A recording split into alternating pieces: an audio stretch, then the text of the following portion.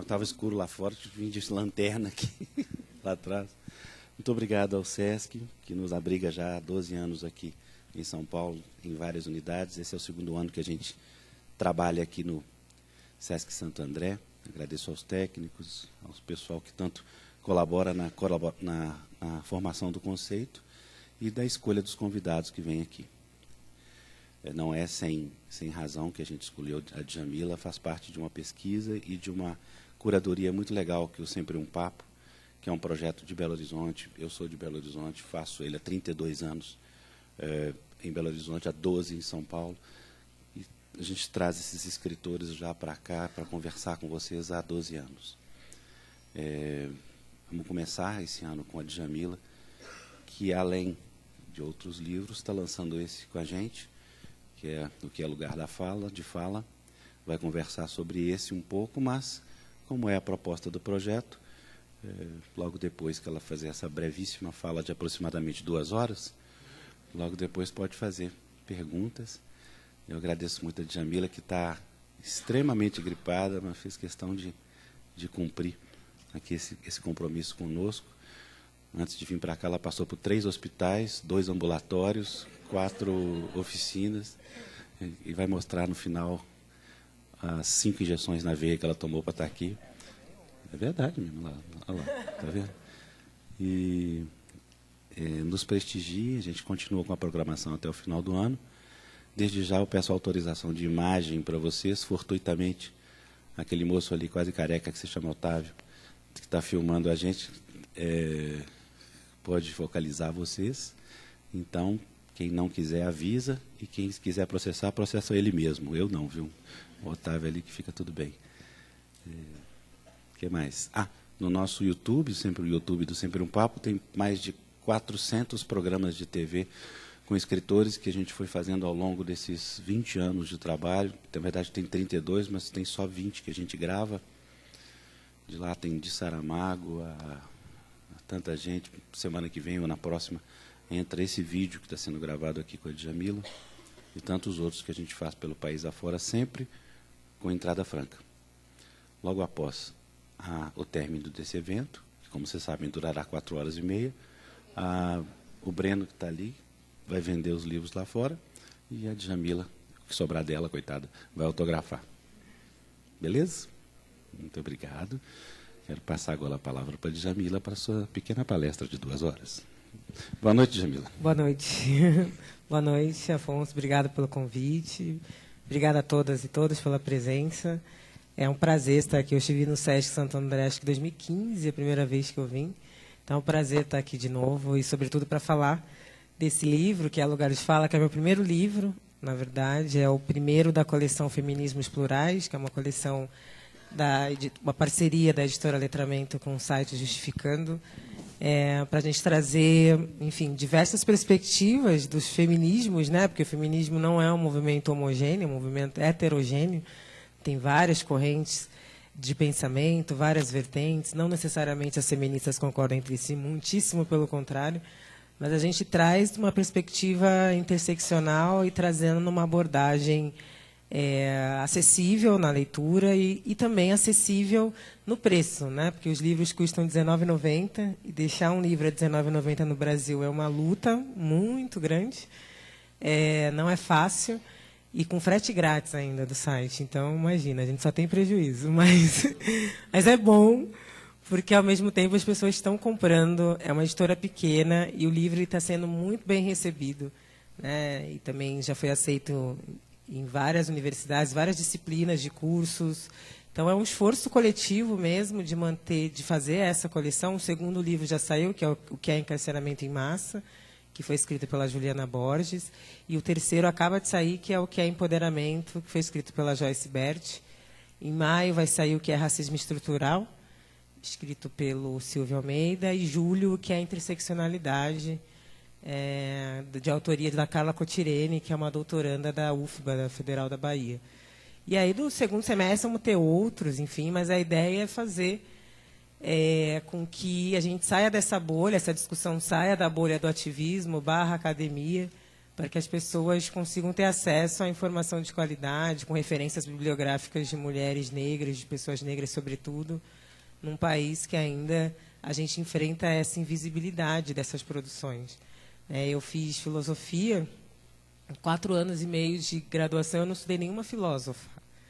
Quanto mais de uma filósofa negra. Então, eu não estudei nenhuma mulher. Eu estudei Simone de Beauvoir na graduação, também um pouco no mestrado, mas foi um trabalho de fora para dentro. Eu que tive que buscar bibliografia, descobrir onde existiam congressos, ir atrás, chorar, literalmente, para conseguir material para poder fazer a pesquisa. Então, a gente ainda não tem acesso tão fácil a certas produções. Ainda é uma academia muito eurocêntrica e que não valoriza produções do sul do mundo, enfim. Então, o lugar de fala, começar com ele, também é uma forma de enfrentamento a esse sistema que invisibiliza tantas produções, mas também porque é um conceito que gerava muita polêmica, sobretudo na internet. Então, as pessoas ficavam brigando, né, e acabava ficando numa dicotomia que não levava a reflexão nenhuma. Ficava eu concordo ou não concordo. Então, gerava uma gritaria que não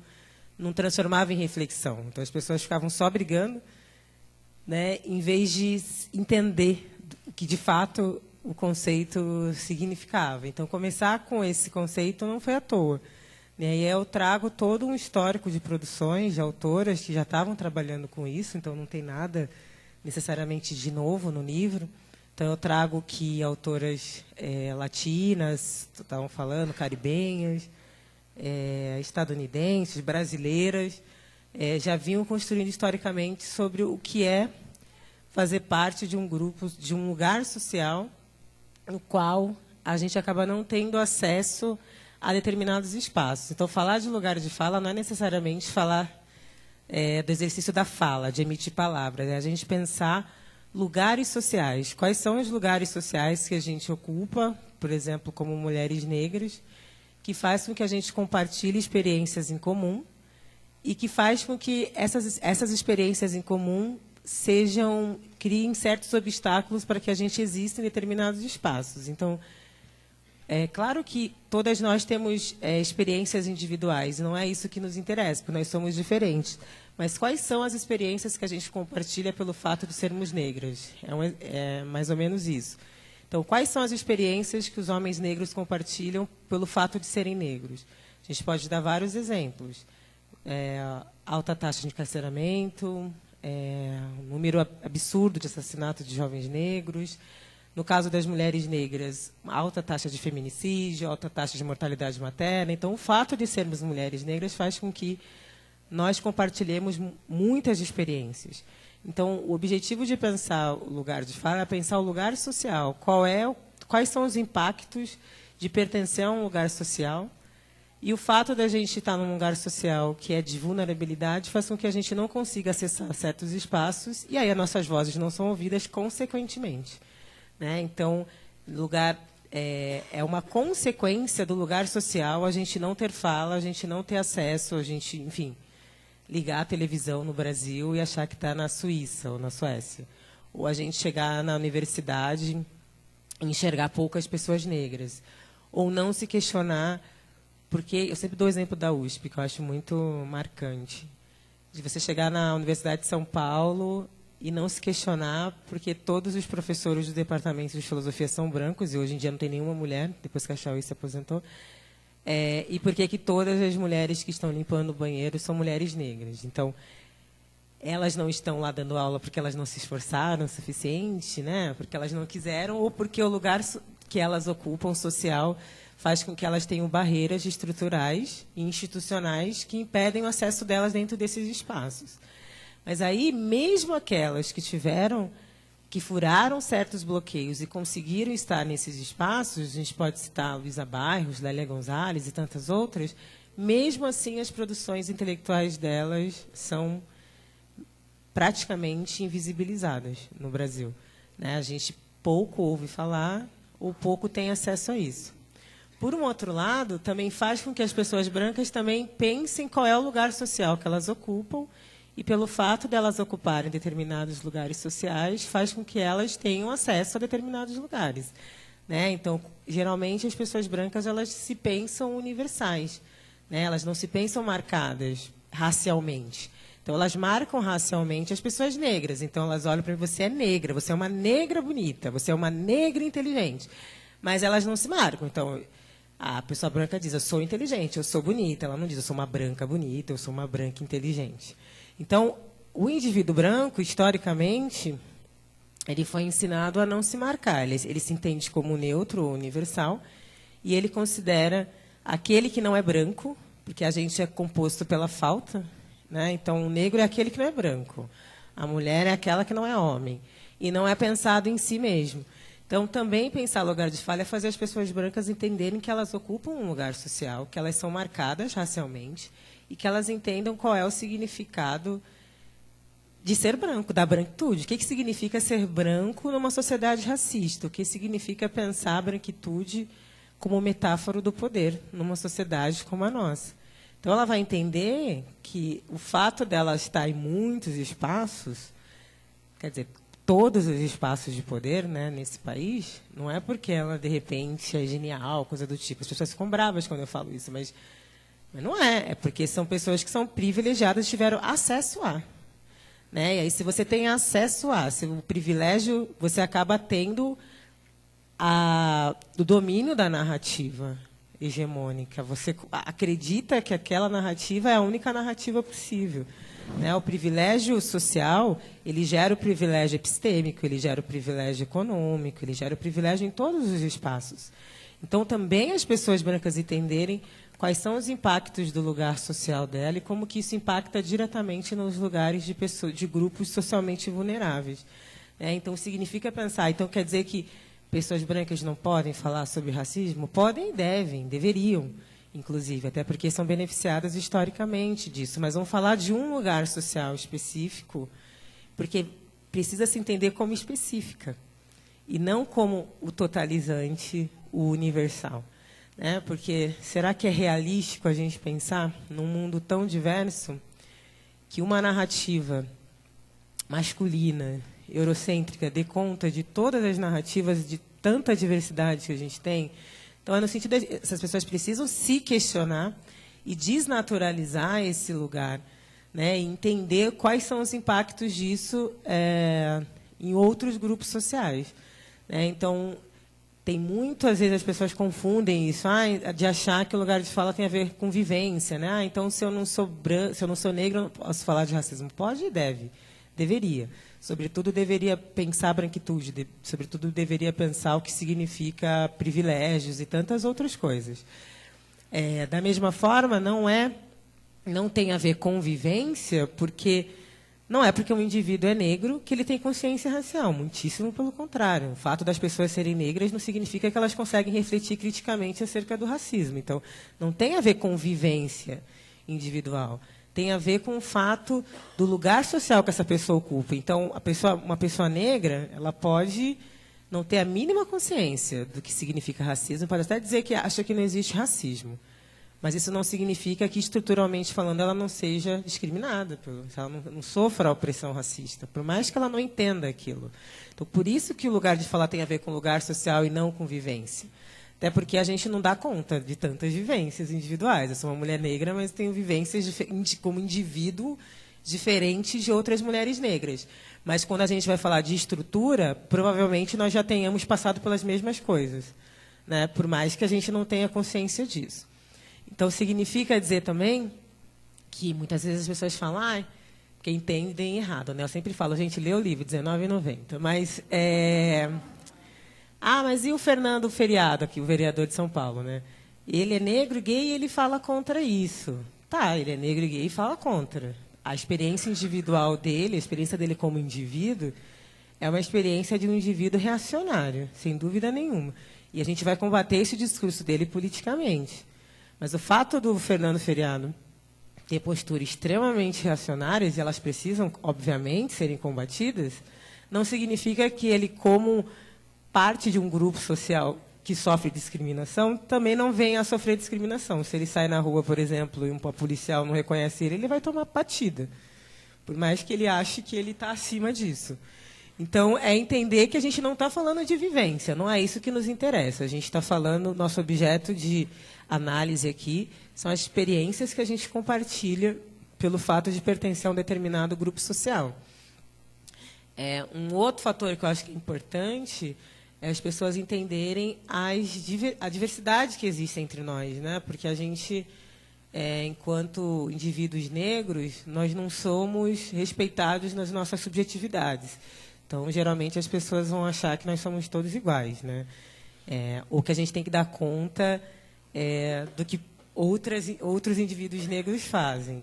Então, esse processo se dá desde o processo de colonização, né, que transforma os indivíduos negros numa massa homogênea como se fossem iguais e fossem um objeto. Então, Achille Mbembe, que é um autor que eu gosto muito, camaronês, ele fala dessa questão da invenção do negro, né, no processo de colonização, que é uma invenção que coloca o negro como animalizado, como não racional. Então, no processo de colonização, antes do processo de colonização, nós éramos Kemet, Swahili, Banto, várias etnias diferentes, culturas diferentes. Em África tem 55 países, né? Não é um país, é um continente. Várias línguas, tem uma diversidade cultural muito grande. No processo de colonização, a gente se transforma em o negro, mesmo que sejam pessoas de diferentes etnias, de diferentes culturas. E esse pensamento colonizador, ele permanece até hoje na formação do Estado brasileiro. Então, as pessoas acham, por exemplo, que nós somos todos iguais e que a gente tem que concordar sempre entre si, que a gente, enfim, não pode ter perspectivas diferentes. E mais do que isso, a gente não é tratado como indivíduo. Então, a John Scott, que é uma autora que eu gosto muito, ela diz que quando um indivíduo de um grupo discriminado comete algum erro, o grupo inteiro leva a culpa. Então, sei lá, se uma pessoa negra comete um erro, as pessoas vão dizer, pessoas negras não servem para tal função. Se uma pessoa branca comete um erro, o indivíduo é responsabilizado. Vão dizer, o fulano de tal não presta, mas ninguém vai falar, pessoas brancas não servem para tal função. Então, um exemplo que eu gosto de dar é o da Luzlinda Valois. Quando a Luzlinda Valois falou lá uma coisa absurda, eu nem me lembro o que ela disse, enfim. Uma pessoa, inclusive, a qual eu nem não compartilho nada, inclusive, não, sou de outra perspectiva política do que a dela, enfim. Aí eu lembro que um monte de gente, vários amigos meus, você viu o que a Luzlinda falou? Que absurdo! Isso aqui, o que você acha disso? Eu fiquei, por que eu tenho que achar alguma coisa sobre o que ela falou? Eu comecei a achar aquilo tão absurdo. Daí eu respondi assim para eles, eu falei, olha, eu não incomodei nenhum amigo branco meu quando o Gedel foi encontrado lá com uma mala cheia de dinheiro. Ou quando o Cunha, enfim, a gente descobriu que o Cunha era corrupto. Por que eu tenho que dar conta da Luzlinda e vocês não acham que você tem que dar conta do Gedel ou do Cunha? Né? Por que eu tenho que responder por ela? Né? E aí as pessoas não entendem. Né? Então, eu não tenho que responder sobre a Luzlinda, nem responder para ninguém. Sobretudo se eu nem sou do mesmo campo político daquela pessoa. Mas aí as pessoas, elas te cobram uma postura como se você tivesse que dar, porque elas partem do pressuposto de que nós somos todos iguais. Né? Então, é uma maneira também de mostrar, pensar esses lugares de fala, que a gente tem diversidade, que a gente não é uma massa homogênea, né? E que a gente não tem que ficar dar conta das outras pessoas. Sei lá, ninguém vai dizer que homem branco não serve para ser presidente, porque o Temer deu um golpe, né? Ninguém fala nada. Mas, se fosse uma mulher negra, talvez as pessoas dissessem, tá vendo? Mulher negra não serve para política. Então, são questionamentos que a gente precisa começar a fazer e desnaturalizar, de fato, essas ideias, né? Desnaturalizar isso, porque o primeiro passo para a gente conseguir refletir sobre algumas questões é quando a gente desnaturaliza lugares, desnaturaliza violências, quando a gente começa a questionar por que, de repente, não tem pessoas negras em determinados espaços num país que a população negra é de 52%. A gente precisa começar a questionar as coisas, né? Entender por que na universidade, enfim, no curso, independente do curso que tenha feito, por que não tem pessoas negras na bibliografia? E isso é um papel importante que as pessoas brancas poderiam fazer, né? Se você é professor, checar a sua bibliografia, se você, enfim, é empregador, se você é curador, né? Será que é realístico a gente pensar que só um grupo produza saber? São questionamentos que são necessários de serem feitos, né? E aí, quando esse grupo reivindica certos direitos, entender por que está reivindicando, para além de achar que é chato, que é mimimi, que é frescura, né? É simplesmente o direito à existência, mas um direito a outras possibilidades de existência que não sejam marcadas pelo silenciamento, que não sejam marcadas pela violência, né? E aí, quando a gente fala de ler autores negros, autoras negras, não é num sentido essencialista, né? Porque a gente é anti-essencialista, inclusive. Mas é no sentido de novo, é realístico a gente só ter contato com a produção de um grupo social? Né? E o quanto que o Chomsky fala muito disso, né? Porque um mundo é apresentado para nós.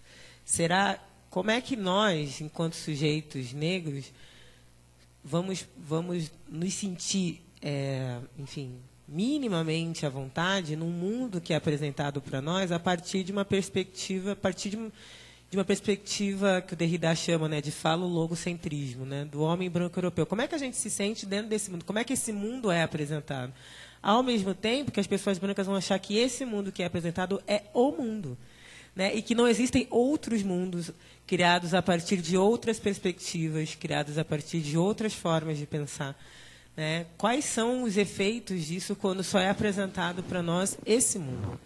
Né, e que nega toda a nossa diversidade, toda a contribuição de outros grupos sociais em relação a isso.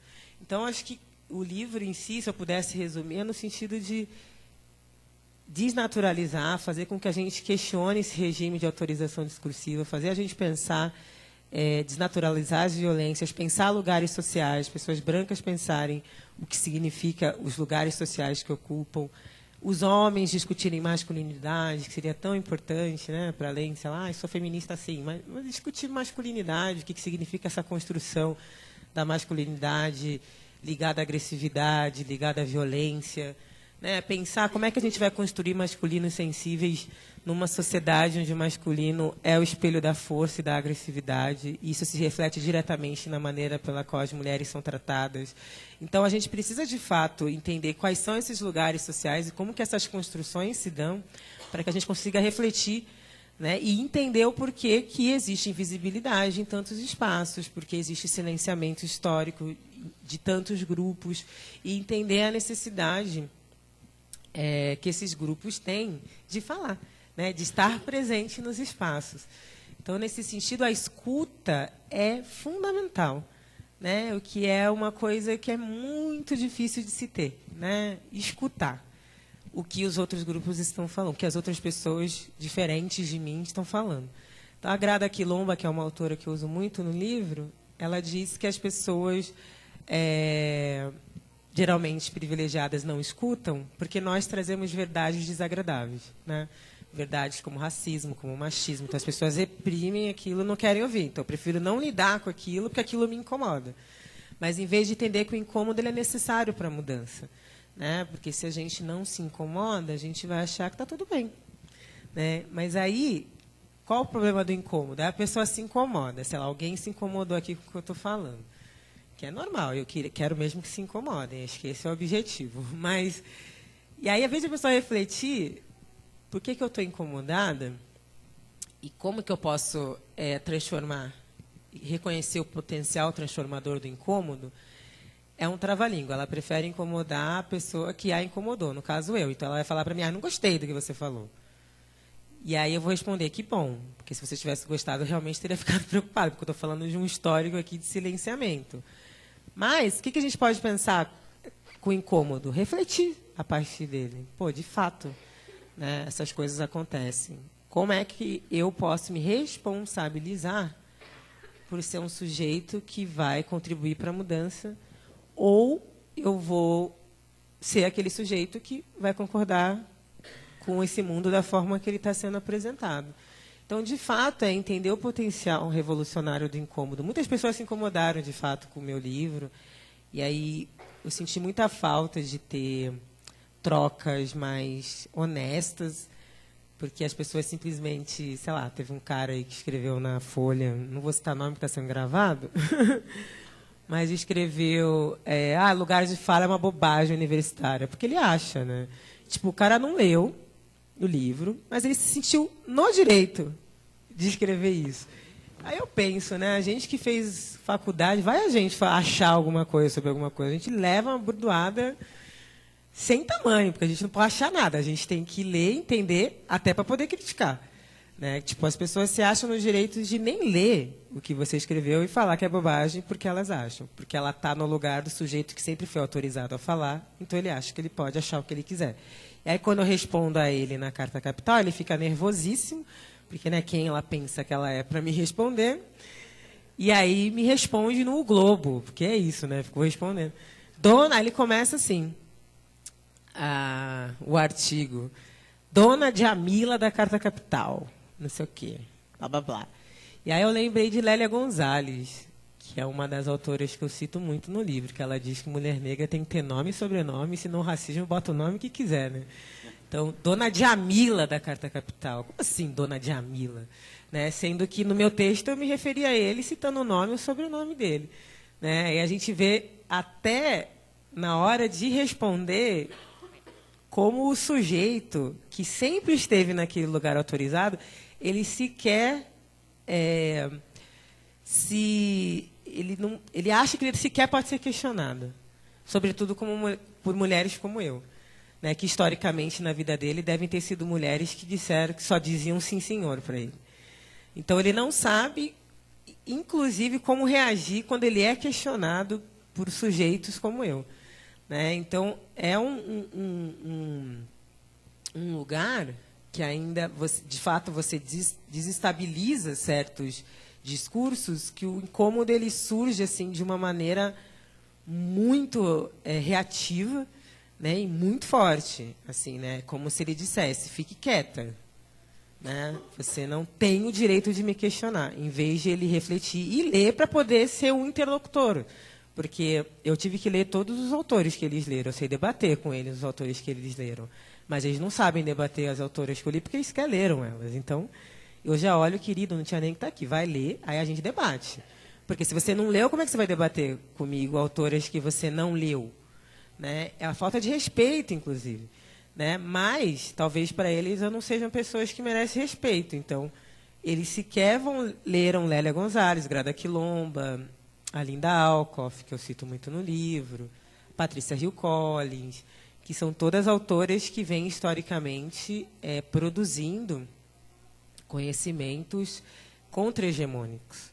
Né? Então, de fato, o sujeito que está na narrativa hegemônica, ele sequer consegue se enxergar para fora disso, e ele acha que aquela narrativa é a narrativa de verdade, é o discurso de verdade, e não que pode existir outras narrativas. Tem um filósofo que eu gosto muito, que é o Walter Benjamin, que ele fala que a história é contada pelo ponto de vista dos vencedores, né, em tese sobre o conceito de história. E a gente, de fato, precisa refutar essa história hegemônica, porque é uma história contada, de fato, por um ponto de vista, né, que invisibiliza a produção de mulheres, que invisibiliza a produção de mulheres negras. Eu estudei filosofia e em nenhum momento, em 4 anos e meio, mais de 2 anos de mestrado, não me falaram quem foi Olympe de Gouges, por exemplo, que foi uma francesa que escreveu a Declaração dos Direitos das Mulheres e da Cidadã em 1791. Para contrapor o contrato social do Rousseau, porque ela dizia que o contrato social do Rousseau não contemplava as mulheres. Ela foi guilhotinada, né? Morreu na guilhotina. Mas a gente não fala dela quando vai estudar a história da filosofia, ou quando vai estudar a filosofia francesa, por exemplo, quem foi Olympe de Gouges, né? E que escreveu um livro em 1791. E que, se você for olhar essa declaração, é extremamente atual, assustadoramente atual. Ou da gente não estudar a Simone de Beauvoir na graduação. Ela ser tratada como, quem é a mulher do Sartre? Né? uma mulher que tem uma produção vastíssima, né? E que escreveu O Segundo Sexo em 1949, que foi um livro que foi extremamente criticado pelos homens filósofos na época, que foi para o índex da Igreja Católica, que ela sofreu atentados por causa desse livro. E a gente sequer estuda isso. Quanto mais Angela Davis, né, que escreveu Mulheres, Raça e Classe, em 1981, clássico, um livro que todo mundo deveria ler, assim como tantas e tantas outras filósofas latinas, caribenhas, e que a gente acaba sequer sabendo, a não ser que tenha acesso, como eu tive, graças a Deus, porque eu já sou militante há muitos anos, a essa produção, porque aí a gente cria redes para acabar tendo acesso a essas produções. Não foi a academia que me deu acesso a essas produções, não foi a academia que me fez ler Audre Lorde, que me fez ler Bell Hooks, que me fez ler Sueli Carneiro, Jurema Werneck e tantas outras, né? Foi a militância que me trouxe, que me deu acesso a essas autoras. Então, acho que, para terminar, acho que a gente pode trocar mais, eu acho que a gente... penso, né? Falo acho, meu orientador fica bravo. Penso que é necessário refletir criticamente sobre o nosso contexto social, é necessário refletir criticamente sobre o porquê da invisibilidade de certas vozes, de certos grupos em determinados espaços. É necessário refletir criticamente sobre o lugar social que esses grupos ocupam, que fazem com que eles não alcancem, não acessem determinados espaços. E, sobretudo, é necessário desenvolver empatia. Mas empatia, dentro da nossa concepção, não é um sentimento ou algo espontâneo que brota, que nem, sei lá, segunda, eu estava em Brasília, gripei, fiquei gripada.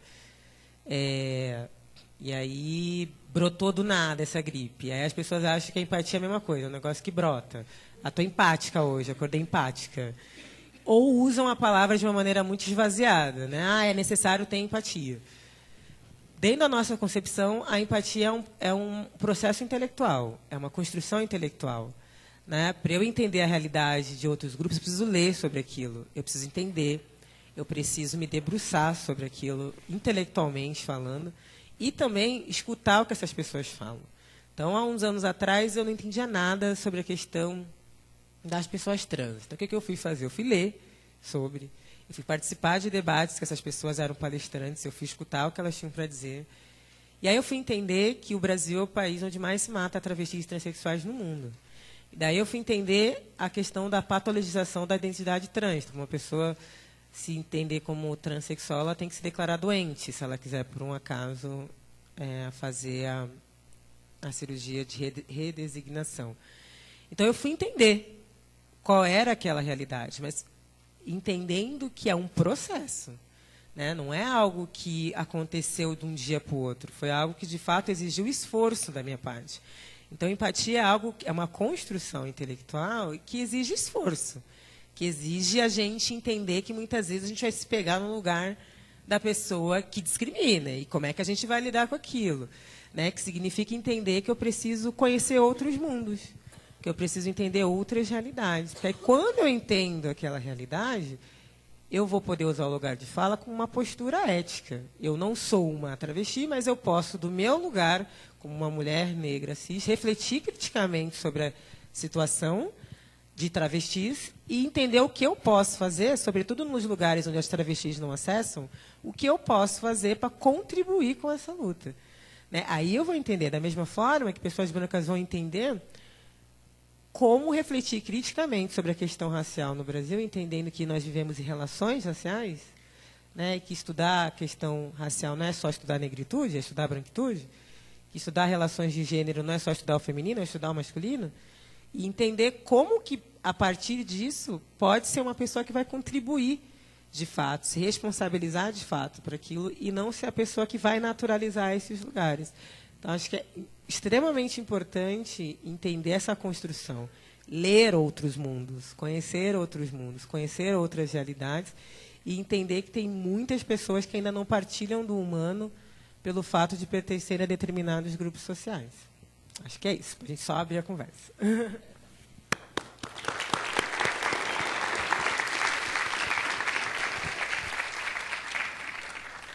Você levou a sério mesmo, né? Agora das 3 horas. Né? Fiquei aqui falando. Bora falar. Jamila, doente a pessoa fica falando. Eu entendo que é importante também um esforço, uma metodologia, sei lá qual a palavra, para se ensinar a história. A história é a história que a gente aprende, é a história, como você mesmo disse, a frase do Benjamin. Né?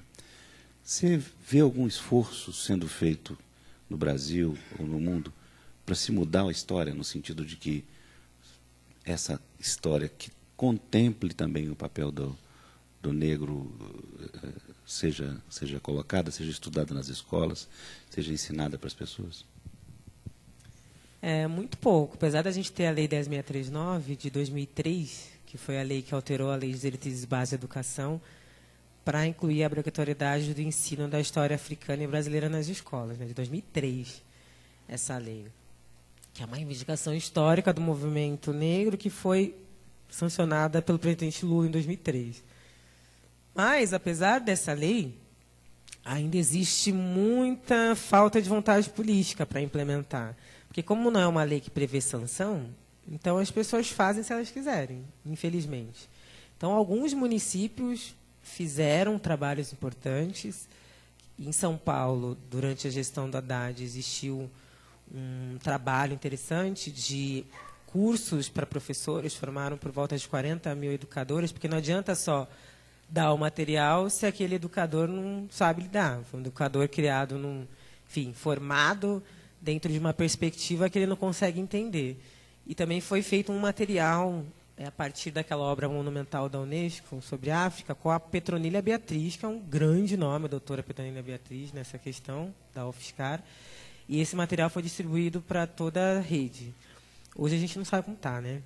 Mas existiram em alguns municípios, mas de forma geral, infelizmente não. Acaba ficando muito esforços individuais de educadores que entendem a necessidade de fazer isso. Existiram alguns projetos importantes, como a Cor da Cultura, existem programas importantes, prêmios, como o CERT entrega, o CERT faz, que é uma ONG de São Paulo, o Prêmio Educar para a Igualdade Racial, e agora também tem o Prêmio Educar para a Igualdade de Gênero, que premia iniciativas nesse sentido, mas, de modo geral, ainda é muito difícil. Não existe, de fato, um comprometimento institucional para que isso... Algumas coisas mudaram, inegavelmente, mas, de forma geral, ainda é muito, muito incipiente. E legal você colocar a importância da leitura, né? Você deve ter falado a palavra ler aqui umas 2 dezenas de vezes. Por quê? Porque você tem um campo que avançou nesses últimos 20 anos com relação a estudos e até literatura desse campo, é a literatura convencional, né? Agora, quem que você nesse campo se destaca que tenha a sua predileção, tem o seu desde de histórias como a da Conceição Evaristo, até de gente como o Laurentino Gomes, que está fora do país já há 2 anos, e que vai trazer a história da escravidão daqui a 1 ano ainda, que ele vai lançar. Na literatura infantil, tem aqui o Zan de Oliveira, que está fazendo um trabalho incrível, que é uma escritora, inclusive que, recentemente, o SESI, uma das escolas, queria proibir o livro dela, porque uma mãe reclamou, dizendo que aquilo era algo que, enfim, era coisa de macumba. E era só uma história com crianças negras, né? E aí teve toda uma repercussão e o SESI voltou atrás. Aqui o Zan tem feito um trabalho incrível, acho que a Conceição Evaristo, ela mesma fala, né, o quanto que o reconhecimento tardio dela diz muito sobre esse país também, o reconhecimento dela veio muito tardio. E hoje em dia eu sinto... Tem muitas escritoras independentes fazendo muitas coisas interessantes. A Cristiane Sobral faz um trabalho interessante. A Jaridia Arraes. São tantas escritoras e que estão conseguindo acessar um público muito interessante. E pessoas em editoras pequenas. A Jaridia Arraes vendeu mais de 10 mil livros do Além da Dandara. Num país como o nosso, 10 mil numa editora pequena, é maravilhoso. É muita coisa. Então, esses projetos coletivos, independentes, têm feito muito barulho. Nas periferias, tem vários projetos interessantes, a Cooperifa e tantos saraus. Os saraus têm feito uma diferença muito grande nas periferias, dos autores periféricos lançando seus livros e falando sobre isso. Em vários lugares de São Paulo tem muitos saraus. Então, acho que é muito importante esse tipo de trabalho de valorização da literatura, sobretudo para um público que as pessoas acham que não leem ou que não produz conhecimento, né, que é dentro desses espaços. A gente mesmo, com que a Lugares Fala, que é uma editora super pequena, a Letramento, num país que não é um país de leitores, a gente já vendeu mais de 12 mil livros. Né? Isso é muita coisa para um país como o nosso, numa editora pequena. Então, acho que esses projetos assim, coletivos, a gente também atende uma demanda muito reprimida, né, de parte da população que quer se ler, que quer se ver. Indo um pouquinho para a história privada, você já pensou algum relevo ou alguma mudança de postura na sociedade depois da regulamentação da profissão do doméstica? Já pensou sobre isso?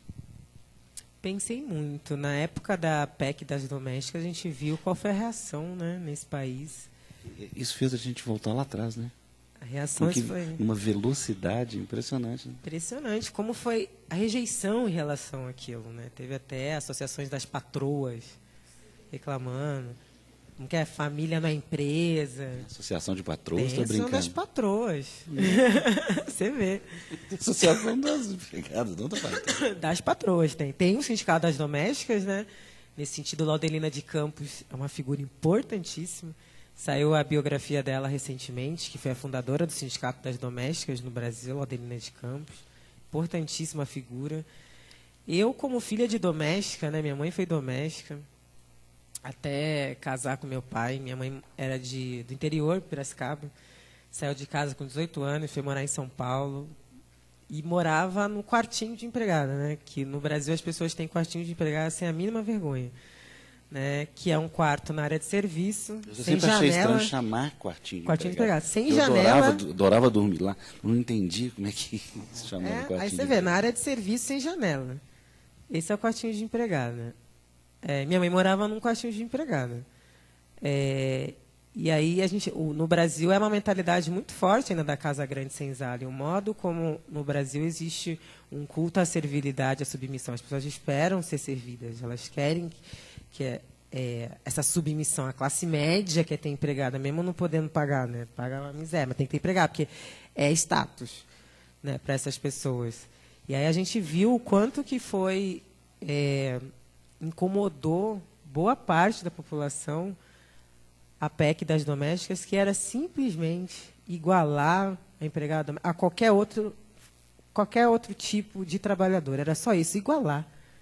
Né, que recebeu o FGTS, ter direito às férias. Era só isso, igualar. Né, porque não tinha os mesmos direitos. Então, mostra muito essa mentalidade brasileira de Casa Grande Senzala, que está muito arraigada, e o quanto que é importante a gente fazer a discussão, né, tem uma ligação direta entre escravidão e trabalho doméstico no Brasil. Né, é direta, uma relação direta. As mulheres negras saíram de escravizadas para empregadas domésticas. Né, e o quanto que E ainda, 5 milhões de mulheres negras no Brasil ainda exercem essa função, por falta de políticas públicas, por falta de uma sociedade menos desigual. Né? E aí, por conta disso, as pessoas acham que existem lugares. Que faz com que, por exemplo, a nossa presença em determinados espaços no Brasil ainda seja vista com surpresa. Né, que as pessoas se sintam no direito, às vezes, de me abordar em determinados lugares, gente que eu nunca vi na vida, e elas te abordam. Né? Fala o quê? Desde fazem um interrogatório para saber como é que você foi parar lá, porque elas ficam muito intrigadas, como é que essa pessoa está aqui, no mesmo espaço que eu.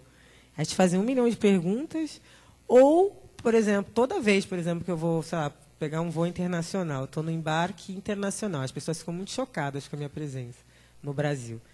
Ou elas vão me abordar, porque eu não entendo isso, eu não abordo gente que eu não conheço, mas ou elas vão te abordar para perguntar, que legal, o que você vai fazer lá fora? Você vai fazer show? Você vai cantar? Você vai dançar? Aí se você responde, aí você é agressiva. Mas... Ou elas vêm falar em inglês comigo, porque elas acham que eu sou gringa. É muito louco. Um dia eu entrei no avião, aí o cara estava sentado no meu lugar, aí ele olhou para mim, aí ele, todo desesperado, com inglês mega macarrônico, assim, tentando se explicar para mim. Sei que quando ele levantou, eu falei, obrigada. Ele, você é brasileiro? Eu falei, você não perguntou? Então, ele presumiu que eu era gringa. Então, minha tática agora é fazer cara fechada, não falar com ninguém quando eu estou nesses ambientes. Ou se eu estou fora do Brasil, contra o brasileiro, eu falo no português. Finge que eu não falo português, porque se eu falo português, começa. Mas o que você veio fazer aqui? Você veio dançar? Você veio não sei o quê?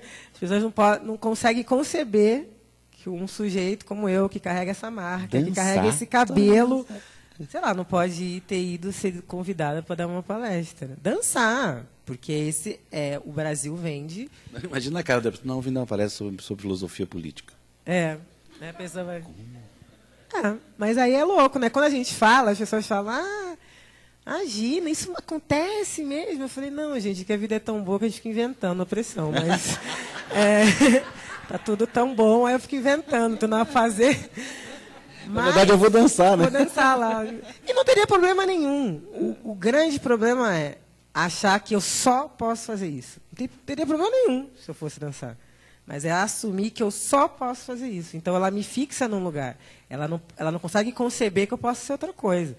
Tipo, eu lembro quando eu era secretária de Junta de Direitos Humanos em São Paulo, eu fui barrada em várias recepções. Barrada. Sabe? Isso acontecia real. Assim, eu ficava, Porque eu chegava nos lugares, eu não chegava lá, eu sou a secretária de um dos direitos, só de mim, eu tenho uma reunião com fulano de tal. E as pessoas ficavam olhando. Aí eu lembro de um caso muito específico, eu tinha uma reunião com o procurador eleitoral, e a mulher na recepção ficou me olhando, ela pegou meu RG, ela olhava para mim. Aí ela pegou o telefone, ficou me olhando, meio desconfiada. Aí depois de ter passado, acho que uns 10 minutos, eu lá em pé, esperando, ela volta e fala, o doutor fulano de tal tem uma reunião agora com a secretária de Junta de Direitos Humanos. Aí eu falei, então, sou eu. Ela, Aí depois você é grossa, entendeu? Se você dá carteirada, né? Esporro na pessoa, aí você é metida, aí você é chata. Mas isso acontecia comigo direto. Então, o Brasil é um país que ele não está preparado para lidar com mulheres negras em posições que não sejam ou de objetificação ou de subalternidade. Quando a gente sai desses lugares, as pessoas ficam meio chocadas. Aí, quando eu falo que o Brasil é surreal, e que eu me senti muito melhor num país nórdico como a Noruega, que é louco, que todo mundo é branco, branco mesmo, não é branco brasileiro, né? Branco lá é branco, branco, né? Você olha e vê a veia da pessoa branca. Branco brasileiro não é branco, perto de branco europeu. E eu andei normalmente, eu fui em reunião no parlamento, eu peguei metrô, ninguém me encheu o saco. Eles são racistas? Muitos, mas eles não te enchem o saco. Ou não te olham com estranheza. Aqui é todo momento que você está, as pessoas ficam ou chocadas, mas em vez de elas guardarem o choque delas para elas, porque elas podiam guardar para elas vêm falar com você, querer entender o que você está fazendo ali, porque ela podia realmente ficar chocada, mas continuar na dela, né? Mas ela vem, nossa, o que você está fazendo aqui? E, sobretudo, por eu ser uma pessoa filha da classe trabalhadora, meu pai era estivador, minha mãe foi doméstica até casar com meu pai. Eu vim de uma classe social, né, que as pessoas não estão acostumadas a lidar e não entendem, muitas vezes, que você pode produzir conhecimento. Então, muitas pessoas, sei lá, uma vez um bambambam aí da filosofia falou, nossa, interessante ela ser inteligente, mesmo sendo filha de populares. Então, as pessoas acham que... Tem a mínima que... graça, tá rindo de nervosa, né? Eu estou rindo porque é ridículo. Porque você vê que a filosofia, a gente fala que a medicina é elitista, é super o direito, mas a filosofia é super elitista, e ninguém questiona isso. Só o fato de não ter mulher. Marta Tiburi me disse que, durante todo o percurso dela no Mackenzie, antes, ela não tinha uma professora mulher. Sim. Nenhuma. Na USP agora você não tem nenhuma. Agora que a Chauí se aposentou, é um departamento só de homens brancos. E a filosofia é uma área que é para diletante, não é para massa. Massa não pensa. dentro da concepção dessas pessoas. Então, quando vê pessoas... quem formou o curso de filosofia na USP foram os franceses, era para a elite pensante do Brasil. Tanto que a filosofia e a sociologia volta para o currículo escolar em 2008, que agora querem tirar de novo, né? Esse absurdo. Volta em 2008, porque antes o Fernando Henrique ele tinha vetado, mesmo sendo sociólogo. Ou seja, não é para a massa, dentro da concepção dessas pessoas. Aí volta em 2008, eu fui professora da rede estadual, dei aula de filosofia numa escola da periferia de Guarulhos. Em 2010, comecei a dar aula, dei aula há alguns anos. Mas só volta em 2008, né? No governo Lula, inclusive. Mas por quê? Imagina, para que a massa quer pensar, refletir? E você, só como curiosidade, você fez mestrado, doutorado? Não, ainda não fiz doutorado. Doutorado você está fazendo, vai fazer? Estou me preparando para fazer. Exato. Só para mostrar que filhas de populares também fez. E a gente veio conversando sobre essa coisa das escolas, né? Do caminho. E eu citei aquele caso, que eu não posso citar aqui, mas queria que você falasse um pouquinho da sua experiência também com sua filha. Isso acontece todos os dias nas escolas brasileiras, né? As escolas... a escola poderia ser um espaço muito importante de transformação de mentalidade, mas... infelizmente, da maneira como está posta, é um espaço de reprodução de violência muito grande. Eu, como criança negra na escola, sofri absurdos, assim. Desde colegas às educadoras que não sabiam lidar com a questão. Hoje, eu tenho uma filha de 13 anos. Né? Hoje mudou alguma coisa, assim, no sentido de que hoje a gente consegue, pelo menos, falar mais sobre isso. Na minha época, era meio... é brincadeira, deixa isso para lá. Quando aconteceu com a minha filha na escola, né, eu fui louca na escola, e aí a direção já me tratou de uma outra maneira, até porque eu já cheguei dando carteirada. Né, tipo, eu sou militante, não vem com essa história de que não é racismo. Mas ainda é um espaço extremamente hostil para muitas crianças negras. Mesmo nas escolas públicas, porque as pessoas falam, na escola pública... Não, na escola pública isso acontece muito. Né, a forma como... desde a adoção do material didático, muitas vezes que não contempla tanto... Agora tem que contemplar por causa da lei, né? Os materiais didáticos eles vêm mais diversos. Assim. Mas, se os professores não sabem lidar com aquela questão, acabam invisibilizando. E tem muito também essa questão da escola não saber lidar. Né? Então, quando a criança negra sofre racismo dentro do ambiente escolar, muitas vezes isso é invisibilizado ou... Né? Não, vamos tirar essa criança daqui, é melhor evitar conflitos.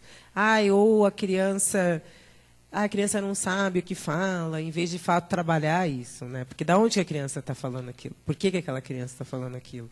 Porque o mundo é apresentado para ela de uma forma que ela acredita que pessoas negras servem para determinadas coisas. Isso é desde criança. Então, a minha filha ela teve problemas... A gente morava em Santos, né, que eu sou de Santos Litoral, na escola aqui de São Paulo ainda não teve, mas lá na de Santos teve porque fizeram piadas do cabelo dela, e foi o dia que ela voltou chorando da escola. E ela nunca tinha voltado, ela sempre lidou bem com o cabelo, até hoje o cabelo dela é crespo, nunca passou química, diferente de mim, que tive que passar por todo um processo. E esse dia que ela veio chorando me marcou muito, porque ela sempre foi de cabelo crespo para a escola, ela sempre teve. E esse dia ela veio chorando. Eu fiquei devastada, né? Conversei com ela. Quando ela foi dormir, eu chorei, liguei para minhas amigas, a gente chorou. Como é que pode a gente passar por isso? E ela também. E aí eu fiquei muito preocupada no dia seguinte. Eu falei, nossa, ela vai querer alisar o cabelo. Aí eu fiquei meio preocupada, assim. Porque eu não tenho problema em alisar o cabelo. O problema é alisar o cabelo porque você acredita que seu cabelo é feio. E aí eu falei, se ela pedir para alisar o cabelo amanhã, nem sei o que eu vou fazer. Fiquei nem dormi. Aí ela, no dia seguinte, ela veio, ela tinha 8, 9 anos. Ela falou, mãe, é o seguinte, meu cabelo é crespo, ele é lindo assim, eles vão ter que me aceitar do jeito que eu sou. Aí ela foi de novo com o cabelo para cima. E aí a gente fez todo um trabalho na escola, a escola se comprometeu e tal, mas a gente sabe que não são todas as escolas que têm essa escuta, o quanto que é naturalizada essas violências. Quando eu dava aula, era o tempo inteiro. Os alunos xingando, desde questão racial a homofobia. Assim, homofobia tinha muita na sala de aula. Os alunos gays apanhavam, a direção da escola não fazia nada, eu me metia no meio da briga. Tudo lá, um dia você vai apanhar nos alunos, mas eu não tinha como não interferir. Então, quando o educador também não interrompe esse tipo de coisa na sala de aula, ele está autorizando aquilo. Então, eu podia estar dando aula de Sócrates. Alguém xingou alguém, seu viado. Eu parava a aula, dane-se o Sócrates. É o seguinte, não pode falar assim por isso, por isso. Aí fazia trabalhos com eles, dividia em grupos, fazia discussões, para que eles pudessem refletir sobre aquilo, porque era diário esse tipo de tratamento. E aí eu fui depois repreendida pela coordenadora da escola, que dizia que eu era muito radical, que eu levava as coisas para o pessoal. Um dia que eu dei um esporro no moleque, que pela 10ª vez tinha chamado o colega de macaco. E aí eu dei um esporro no menino mesmo, e aí ele foi reclamar de mim na coordenação, dizendo que não ia assistir mais a minha aula, e ela acatou, me chama para conversar. Professor, então, acho que você é muito jovem, seu primeiro ano dando aula. Mas falar macaco é normal, né? Eles se chamam assim mesmo. Aí eu só respondi, eu falei, olha, eu posso até ser nova, mas você não sabe de onde eu vim, você não sabe minha trajetória, você não sabe o meu histórico, mas eu só vou fazer uma pergunta para a senhora para a gente se entender aqui. Aí eu falei, essa escola é conivente com a prática de racismo? Aí ela, não, só queria saber isso. Aí ela mudou o discurso, e aí não me encheu mais o saco. Mas ainda é muito difícil. As crianças negras lidam diariamente com situações extremamente violentas na escola e que são naturalizadas, né? Esse que é o grande problema. Aí as pessoas acham que muitas educadoras vão trabalhar essa questão só em novembro, né? E aí esquece que a gente é negro em janeiro, março, outubro. Aí em novembro faz uma semaninha lá, cola umas cartolinas no corredor, pronto. Trabalhamos a Lei 10.639, acabou o racismo, né? Esse é o problema. Deixa eu abrir para pergunta, gente. Quem quer fazer pergunta, por favor? O nosso querido Tiago está com o microfone ali. Ninguém quer fazer no começo, depois na hora que eu tenho que terminar, me joga pedra. É 1h10 de evento. Não são 3 horas. Eu falei brincadeira. Boa noite, como é que você chama? Boa noite, meu nome é Luciano. Eu sou do interior de São Paulo. A gente tem visto nas redes sociais muitas pessoas, elas, como é que eu posso dizer? Elas estão colocando racismo, só que dando opinião, só que é racismo, né? A gente vê muito isso. Eu que do movimento negro comecei a me descobrir negro faz uns 4 anos, mais ou menos, que eu me descobri negro no Brasil, quando eu vim para São Paulo, e um segurança no shopping, como é que é o nome daquele shopping? No parque lá, Shopping Ibirapuera, eu acho que é isso, me seguiu, enfim. E a gente tem visto muito nas redes sociais, muita gente falando, dando a sua opinião, às vezes falando de racismo, expondo o racismo, assim, na caruda, assim, a gente vê. E, às vezes, você vai falar com uma pessoa e você vê que você está a mesma coisa que você falar com uma parede. É a mesma coisa que você falar com uma parede, não adianta nada. Por mais que você teça teses e mais teses, a pessoa não entende. Aí a gente vê, cara, acho que não tem jeito. Não tem jeito mesmo. Assim, qual que é a sua opinião, assim? Você fez uma pergunta bonita, né? Nossa, que difícil essa pergunta. Para algumas pessoas, de fato, eu acho que não tem jeito. Essas pessoas que fazem isso, da mesma forma que as redes sociais, de alguma maneira, amplificam as nossas vozes como ativistas, também amplifica a voz dos imbecis, né? As pessoas que já eram assim, que já faziam as piadinhas em casa, já eram assim. Aí amplifica também esse lado. E tem a questão do anonimato, muitas vezes, das redes. As pessoas que criam fakes, elas se sentem muito corajosas para falar as coisas pela internet, coisas que elas não falariam pessoalmente. Então, você também tem uma questão que elas se sentem protegidas para falar o que querem. Eu costumava, às vezes, perder a paciência com isso ou achar que eu tinha que falar com essas pessoas. E hoje eu acho que não.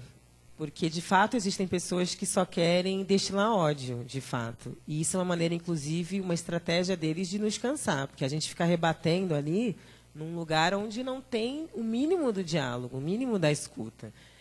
Então, eu lembro que, quando a Grada Quilomba veio ao Brasil, eu tive a oportunidade de entrevistá-la, e eu tenho muito haters, né? Que são pessoas que me amam, na verdade. Porque se eu não gosto de ninguém, eu não funciona. Não, eles ficam me seguindo para me xingar. Então, eu já acho que é paixão negativa. Mas eu lembro que eu estava reclamando alguma coisa disso. Eu falei, cara, essas pessoas... Às vezes eu escrevo um texto na carta, as pessoas nem leram, estão lá xingando. Nem leram, mas já estão me xingando. Tal. Ou a gente vai fazer a tua coisa, tem um monte de cara no YouTube fazendo vídeo para me xingar e tal. E ela virou para mim e falou assim, e por que você está dando importância para isso? Aí eu olhei e ela falou, olha só com quantas pessoas você dialoga. Você dialoga com um monte de gente que está disposta a te escutar, mesmo que não saiba, mas tem humildade para aprender. Por que você está dando importância para essas pessoas que não querem escutar? Essas são as vozes do passado, e elas merecem ficar no passado. Dialoga com o presente e com o futuro. Vozes do passado vão sempre aparecer quando a gente avança. Então, acho que é um exercício também nosso de não gastar energia em lugares improdutivos. De fato, porque existe gente que é nazista, gente. Existe gente que, de fato, odeia e não vai abrir a cabeça. Né? Ou a gente achar que tem que ter amor. Que amor, gente? Eu quero que essas pessoas sumam do planeta. Porque elas querem me destruir, inclusive. Né? Então, é pensar que tem essa gente, mas tem um monte de gente que a gente poderia dialogar e que muitas vezes está reproduzindo essas coisas porque, de fato, ignora, que muita gente ignora, ninguém é obrigado a saber, a gente não nasceu sabendo sobre essas coisas, do que a gente perder energia com isso, que, inclusive, é uma estratégia para enfraquecer a gente, para adoecer a gente, porque se a gente fica, a gente adoece. Né? Então, eu acho que a gente filtrar, de fato, quem quer somar, quem quer contribuir e deixar essas vozes do passado no passado.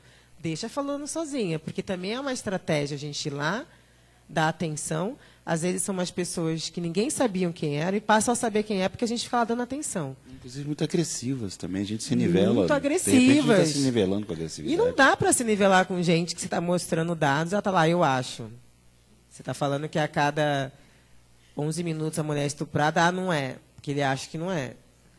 Então, não tem a mínima condição de debater com esse tipo de pessoa. Então, eu acho que, de fato, é a gente não gastar energia com isso. E, nos casos que forem extremos, se tiver que acionar juridicamente, também acionar juridicamente. Mas entendendo que isso é uma estratégia de adoecimento e enfraquecimento nosso. É focar, de fato, em quem está a fim de dialogar. Ainda mais que inventaram a palavra chama bloque, né? Chama bloque. Bloquear é bom demais. Não, e também porque as pessoas é a cultura do achismo, né? Porque todo mundo acha. Né? Eu digo que o achismo é um sistema de opressão muito forte. O racismo, o machismo e o achismo, né? Porque todo mundo acha. Então, só porque o Facebook pergunta o que você está pensando, a pessoa realmente acha que tem que falar.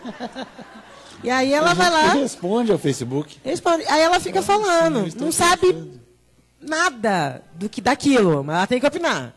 Eu fico olhando e falo, gente, não é porque é o Facebook que você não tem que ter responsabilidade sobre o que você fala. Você tem que saber do que você está falando. Mas hoje todo mundo quer dar opinião sobre tudo. Qualquer tema que apareça na mídia, tem um monte de especialista. Então, o Brasil é o país do especialista em opinião. Todo mundo tem opinião sobre alguma coisa. Agora, de fato, entender, ou compartilhar quem sabe, ou ir ler, ninguém quer. Né? Todo mundo quer aparecer, quer ser o tal, sem comprometimento nenhum. Então, a gente também tem que filtrar quem a gente segue, filtrar. Não é porque é ativista também que é sério. Eu acho que também tem que levar isso muito em consideração. Tem um monte de ativista que não é sério, que não tem responsabilidade, que escreve asneira sobre as coisas. Então, filtrar mesmo as informações de qualidade e não dar ouvido para esse tipo de gente, porque eles querem destruir a gente, de fato. Próxima pergunta. 2. Pode ser você, depois você, tá? Boa noite, como é que você chama? Boa noite, eu me chamo Ingrid. Você falou sobre os autores negros, né? E a literatura negra. Eu fiz um trabalho, o meu trabalho de conclusão na graduação é sobre racismo religioso. E, a princípio, o projeto foi rejeitado pela faculdade quando eu comecei, porque eu tive o interesse de buscar uma referência bibliográfica negra, já que eu ia falar sobre escravidão, racismo e intolerância religiosa. Eu tive que mandar um e-mail para o MEC, eu tive que representar na Comissão de Educação da OAB, e, além do estresse do TCC, tinha o estresse de fazer isso por fora. Ok, consegui fazer o trabalho.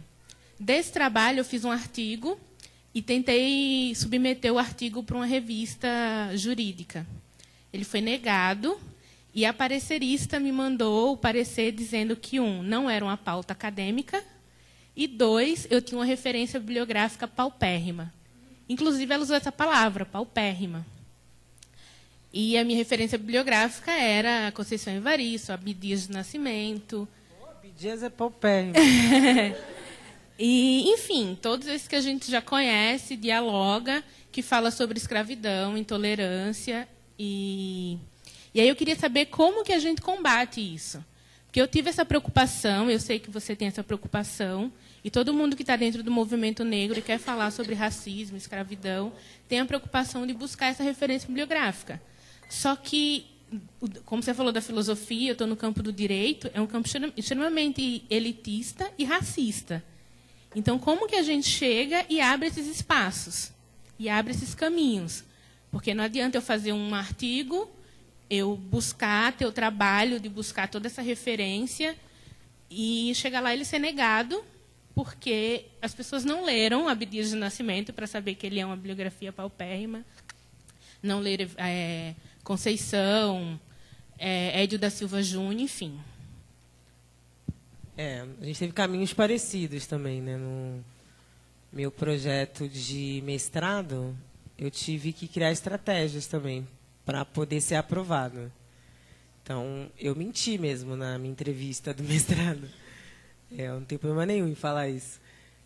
Você vai estudar Beauvoir? É o que Beauvoir disse, é isso e tal. Quando eu fui aprovada, eu reescrevi o projeto inteiro. Então, eu tive que reescrever. Então, é uma luta mesmo, né? As pessoas não entendem que a gente tem que fazer luta política dentro da academia.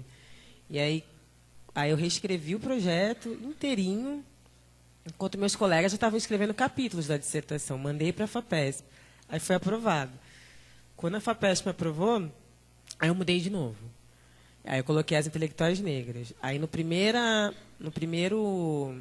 você tem que mandar, né, o parecer parcial, né, primeiro da pesquisa. Fiquei morrendo de medo, tendo noites de insônia, porque se a FAPESP não aprovasse, eles seguram sua bolsa, né? Aí eles responderam, aceitando as mudanças que eu tinha colocado, um monte de autoras negras. Mas só a gente sabe as dificuldades que é, as estratégias que a gente tem que criar para poder estudar esses temas. E aí, claro que esse sistema ainda é um sistema extremamente excludente, o sistema literário, o sistema de publicação. Enfim, acho que um lado importante é a gente procurar as publicações que dialogam com aquilo que a gente fala. Acho que é um caminho. E outro caminho é a gente, de fato, se organizar para criar esses espaços, porque não dá para ficar esperando que eles nos aceitem, porque eles não vão aceitar.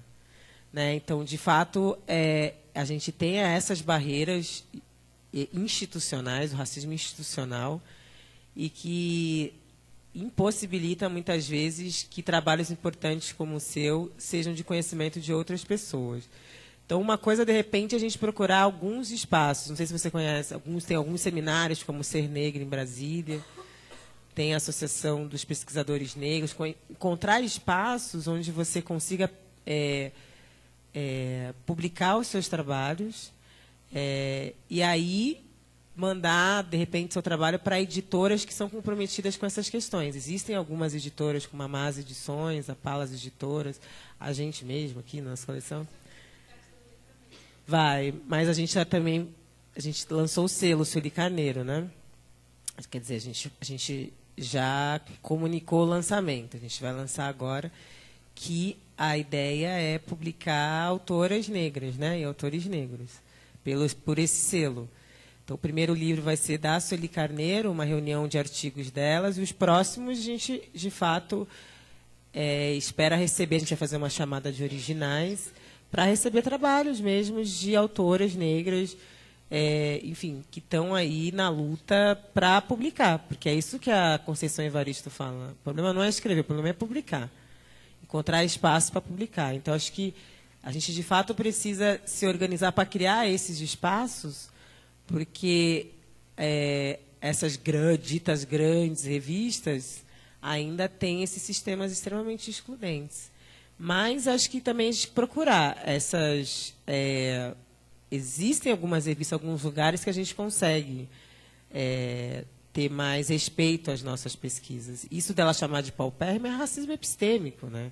E que as pessoas não querem discutir, que é racismo epistêmico. Por que paupérrimo? Justifique, querida. Não basta você dizer que é paupérrimo porque você acha. Né? Ela se sente no direito de dizer que é paupérrimo porque ela acha. Ela sequer justifica o porquê. Né? Você vê do lugar que ela fala de uma mulher que era parecerista?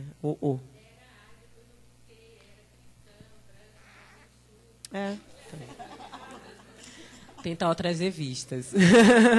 Justificando agora tem SSN, manda para lá também, tá? Vale pro Lattes. Mas, de fato, a gente construiu os dados, porque de fato não é fácil. Só a gente sabe quais são as estratégias que a gente tem que criar, mas procurar esses espaços que estão comprometidos em visibilizar esse tipo de trabalho. E não tem outra opção. Né? E cada vez mais a gente construir esses espaços. Porque agora que a coleção está fazendo sucesso, aí as editoras grandes me procuram. Que legal, não quer trazer sua coleção para cá? Eu falei, não. Dá maior trabalho, a gente tem que fazer tudo. A gente cobre escanteio e cabeceia. Mas eu prefiro assim, porque aí assim a gente mostra. Porque agora está vendendo? Nossa, eles vendem, olha que coisa interessante. Então, da gente também procurar essas estratégias até para tensionar esse sistema. Né? Desliga aí um pouquinho. Conta a mentira que você falou, só para eu ficar sabendo. Qual a mentira que você falou para provar? Não, lá na banca, não, pode deixar. Eles perguntaram se eu ia estudar Simone de Beauvoir mesmo. Segundo você, eu falei, vou. Vou estudar isso mesmo. O volume 1, Segundo Sexo, que Beauvoir disse, na filosofia eles adoram, que o autor disse. Eu não gosto que você se coloque. Eu falei, vou estudar isso mesmo. Beleza. Entendeu? Boa noite, como é que você chama? Boa noite, eu sou Eli. Eu sou professora aqui na rede, eu escrevi porque eu sou aquariana e me perco bastante nos pensamentos. Então, você falou bastante dessa dificuldade que as pessoas têm de ouvir e refletir a partir da fala da pessoa negra, né, quando essa aponta o racismo estrutural, enfim. A gente aqui em Santo André, inclusive aqui o Sam é andreense, né, e tem todo esse legado andreense, a gente conta com isso. O ano passado, a gente teve uma formação muito importante de relações raciais pela ação educativa. Ano retrasado, desculpa. E esse ano, a gente está recebendo, a Secretaria de Educação adotou, fora do PNLD, que garante, né, pela 10639, que nós teremos cultura africana dentro dos livros e história. Ela adotou, fora do PNLD, sem licitação, um material extremamente racista, onde a mulher negra ela só aparece pouquíssimas vezes e em situação de subalternidade e submissão. Tem Machado de Assis figurado como branco, reforça a falácia da democracia racial, entre vários outros elementos. Esse material chama Ler Faz Bem, esse material. Bem mal. E aí a gente percebe que quando a gente tenta falar que esse material racista, primeiro que dentro do movimento, como você disse, não vamos falar com ativista necessariamente, porque mesmo dentro do movimento, muita gente achou que não era tudo aquilo que a gente estava falando. Não tem tanta coisa assim, não vi nada. Né? E aí acaba sobrando para a gente mesmo, tanto fazer análise, quanto passar para as pessoas o que está acontecendo naquele material. E a gente vê que as pessoas não ouvem, entende mesmo como mimimi. A gente está falando de situações de você falar com a Secretaria de Educação, de você falar com o gerente de educação, e ainda assim a pessoa não te respeitar nesse ponto. Aí a gente passou para uma outra fase, fazer documentos dentro das escolas, explicitando o que a gente pensa desse material e dizendo que não vamos utilizar. Algumas mães de crianças também estão nesse movimento. Mas isso tudo é bem cansativo, né? Exige muito da gente. A gente também tem uma outra vida. A gente tem, inclusive, trabalho na escola que a gente quer oferecer com qualidade. E a gente se coloca num lugar de tudo isso cair para cima de você, porque mesmo os seus colegas de ativismo, às vezes, não entendem o que está acontecendo. E como é que a gente faz para dar conta de tudo isso e se manifestar e não permitir mesmo que esse material seja acessado pelas crianças, porque isso é um grande problema para a formação das crianças, como a gente vê, né, como vocês falaram da questão da escola. Então, como é que a gente faz para dar conta de tudo isso, né, dentro da situação, desse lugar de fala que a gente tem ou não tem, né, enquanto negra. Isso foi adotado pela rede pública? Sim. E já foi distribuída? Ano passado? Esse ano. E qual foi a resposta deles? Nenhuma resposta. Nossa, eu não soube disso. Acho que um passo importante é a gente visibilizar isso. Joga para nós também isso, porque é uma... Quanto mais pressão, né? Não tem jeito no Brasil, ninguém é racista, mas aí quando se visibiliza racista, ai, não sou. É um absurdo, né, adotar um material como esse, como teve em Santa Catarina também, e depois de muito barulho a editora recuou, que era um livro absurdo, assim, de colocar a menina negra na situação da maldosa, porque a outra era loira, umas coisas meio absurdas.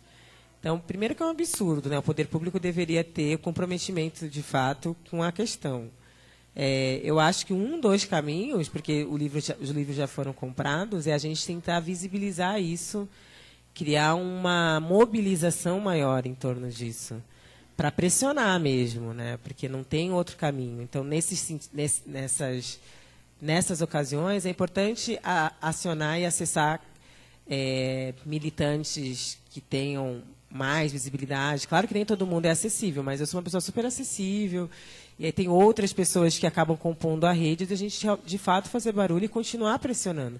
Porque não tem outra questão, não tem outra saída. Mas, ao mesmo tempo, você também entender que você é uma pessoa, né? Então, que é cansativo e que muitas vezes você também não precisa ser a pessoa que vai ficar lá.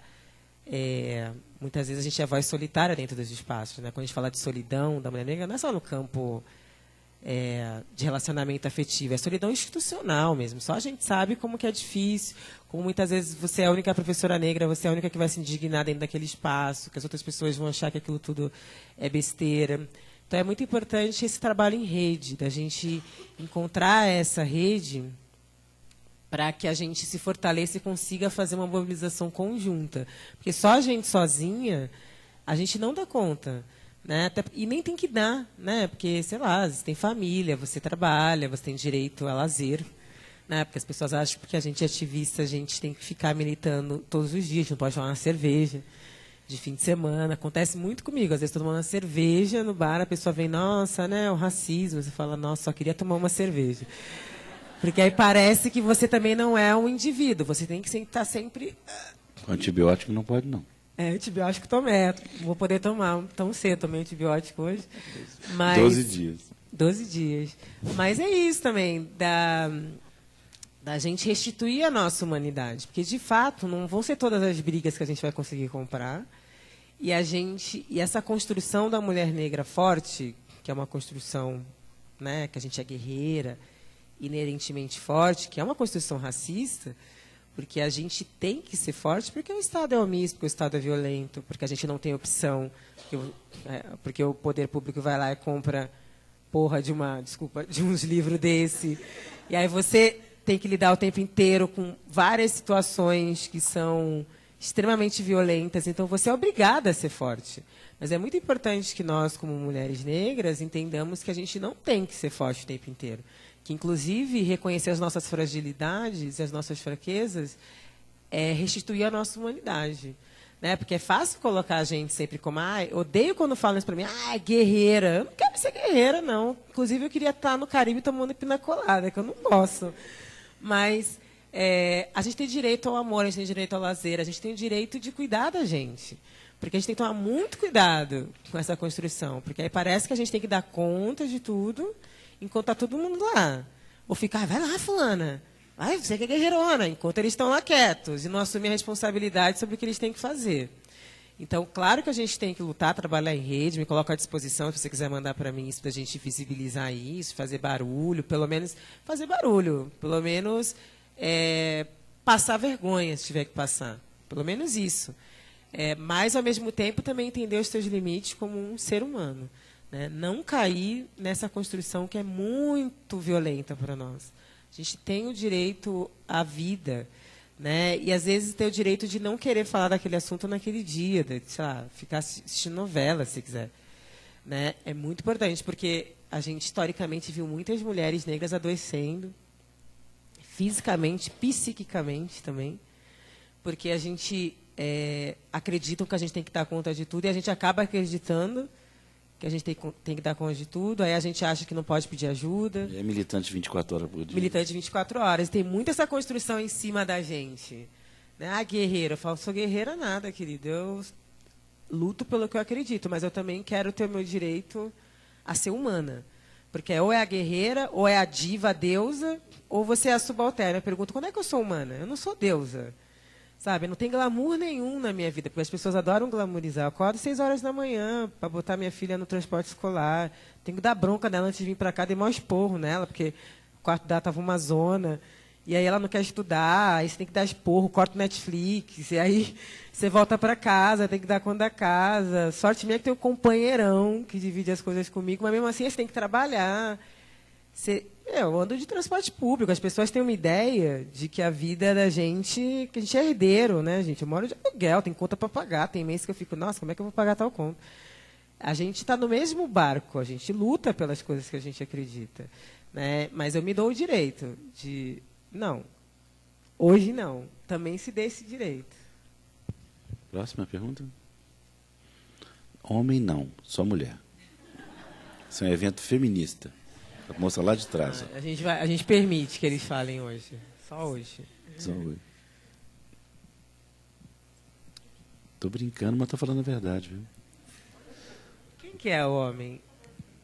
Tadinho, constrangeu. Boa noite. Depois você, tá? Boa noite, como é que você chama? Qual a sua Gabriela. pergunta? Ei, Gabriela, qual a sua pergunta? Então vamos lá. Em relação também a um gancho também do que você acabou de falar, você acredita que hoje apenas as mulheres negras conseguem dar um suporte para as mulheres negras? Tem relação dessa questão de ser forte a todo tempo. Muitas vezes são coisas que a gente passa em trabalho, faculdade, são vários ambientes. Eu, particularmente, eu não frequento muitos ambientes de maioria negra. E muitas vezes eu tenho vontade de sair na mesma hora do lugar que eu estou, sabe? Muitas vezes são olhares. E, assim, o que eu tento me refugiar, o que me dá suporte, são as minhas amigas negras. Hoje em dia, o meu círculo de amizades são bem menores.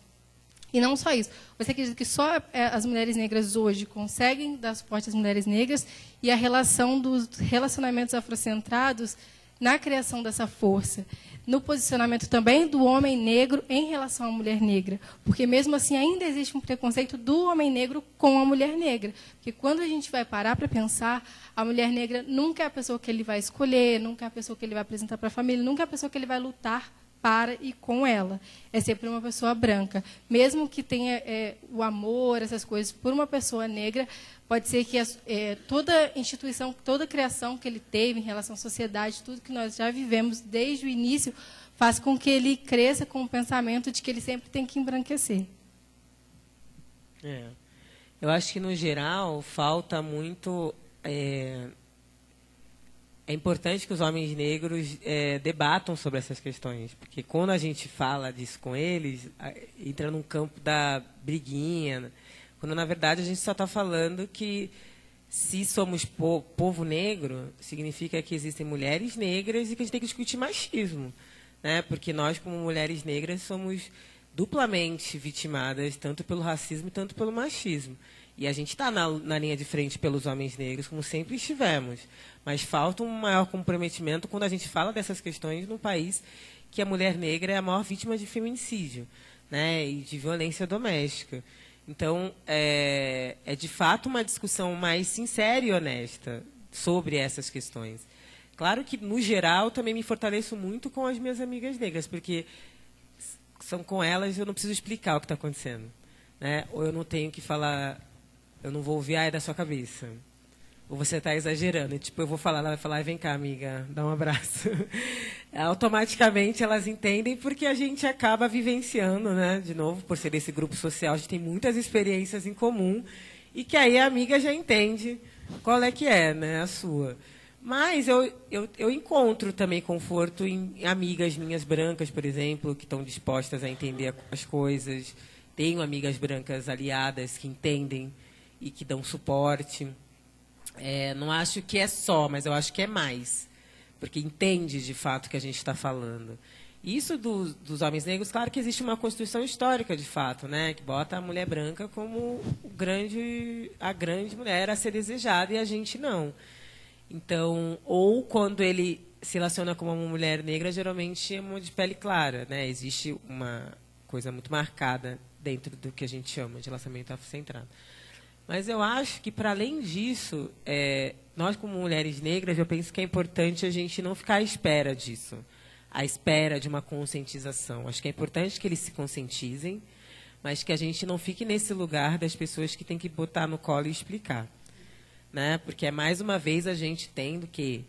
Então, eu acho importante a gente criar também, não romantizar esses tipos de relacionamentos, entendendo que eles também podem ser relacionamentos que não sejam bons para nós. Amor preto cura, desde que as pessoas estejam curadas, né? Senão, acaba sendo uma coisa que pode até adoecer, se a pessoa não tiver consciência, né? E também para a gente pensar...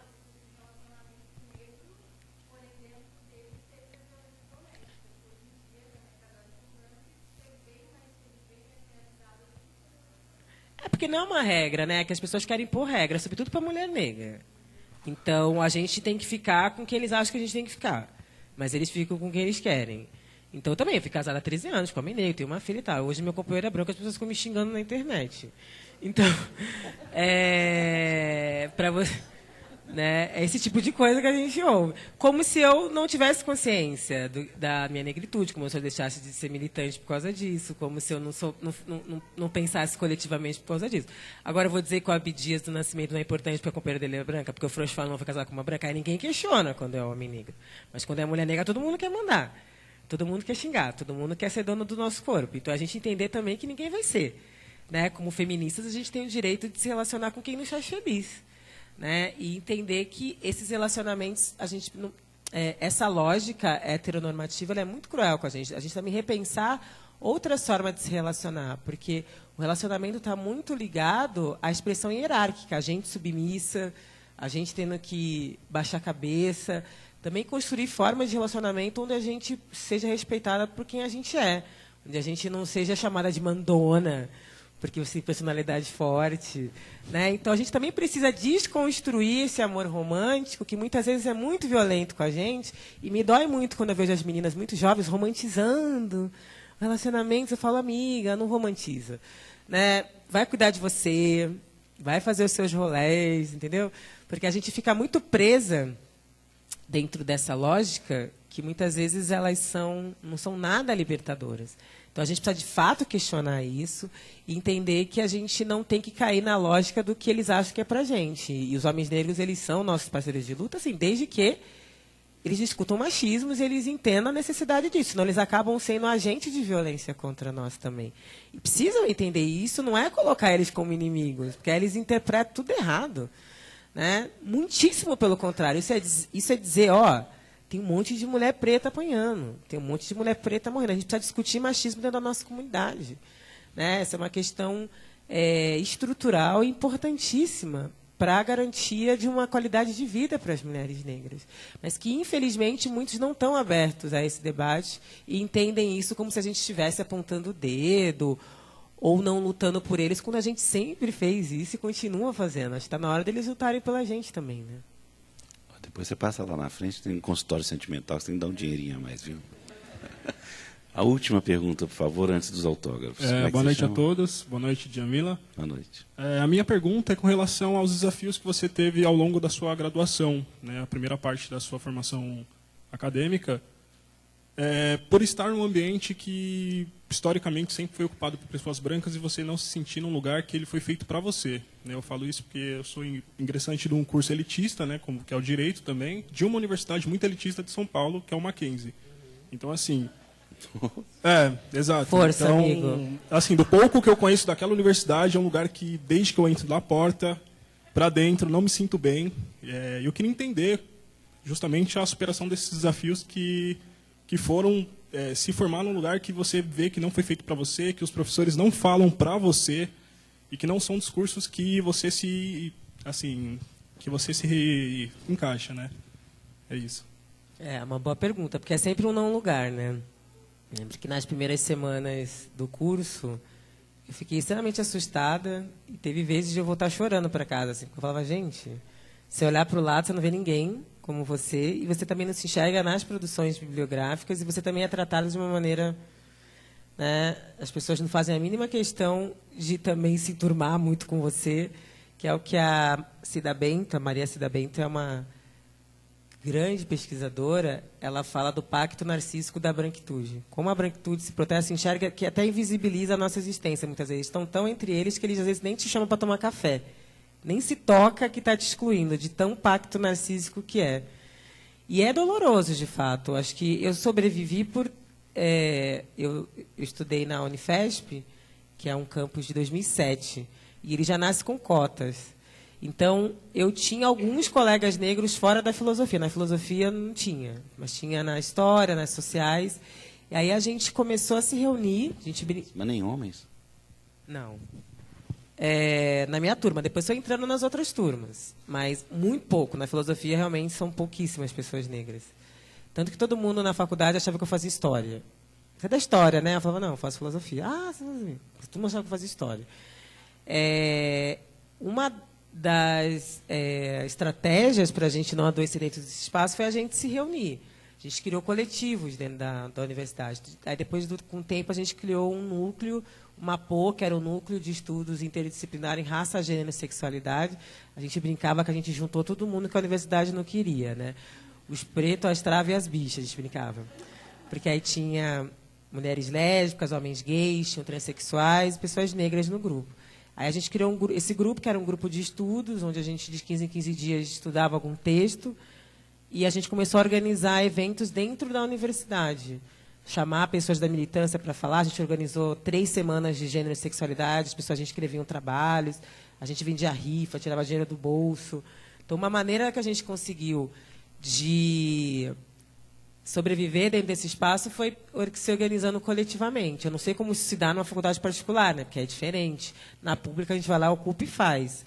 Não tem muito que eles possam fazer. Na particular, eu já não sei. Mas eu acho que no Mackenzie tem, né? O Afromec, né? E eu acho um dos modos, pelo menos para mim, que funcionou, foi estar coletivamente, estar em grupo. Porque aí, se acontecer alguma coisa, a gente ia em grupo denunciar. Se acontecer alguma coisa, a gente ia em grupo fazer ação pela universidade, colar coisas, invadir aula, fazer eventos, mesmo as pessoas não gostando. E aí, se você não tem muito conforto dentro, quando você está fora, você está entre os teus para você poder se fortalecer para voltar. Precisa ter espaços onde você vai se fortalecer de alguma maneira, porque as pessoas brancas não têm ideia do que é ser negro dentro desses espaços. Elas não conseguem mensurar como a gente se sente quando a gente entra, pelo olhar das pessoas em relação à nossa presença dentro daquele espaço, pela forma, muitas vezes, que aí você está convivendo com gente que tem um poder aquisitivo muito maior do que o seu e que não faz a mínima questão de disfarçar isso, de esnobar isso, do próprio tratamento que os professores dão, muitas vezes, para a gente. Então, lá no Mackenzie, não sei se você conhece o professor Silvio Almeida e o Adilson Moreira, que eles são... Os dois são meus amigos, se você quiser eu te apresento depois. São 2 professores negros, né, no Mackenzie. Inclusive, o Adilson, ele é especialista em direito antidiscriminatório. Mestre e doutor por Harvard, ele. E o Silvio é pós-doutor pela USP. E são 2 homens negros militantes que estão fazendo projetos, inclusive, lá no Mackenzie, viu?